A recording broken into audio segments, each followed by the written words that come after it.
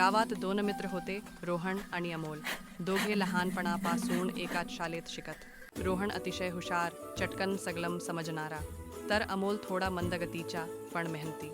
शिक्षक नेहमी म्हणायचे, रोहन, तू पुढे मोठा अधिकारी होशील.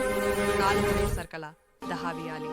रोहनला वाटलं, मला काही अभ्यासाची गरज नाही, मी तर हुशारच आहे. तो वेळ खेळण्यात, मोबाईलमध्ये घालवू लागला. अमोल मात्र दररोज अभ्यास करत राहिला. चुका झाल्या तरी पुन्हा प्रयत्न करत राहिला. परीक्षेचा दिवस आला. निकाल लागला तेव्हा गावात चर्चा रंगली. रोहन नापास झाला होता आणि अमोलने चांगल्या गुणांनी उत्तीर्ण होऊन सर्वांना आश्चर्यचकित केलं. काही वर्षांनी अमोल एका मोठ्या कंपनीत अधिकारी झाला. रोहन मात्र नोकरीच्या शोधात भटकत राहिला. एका दिवशी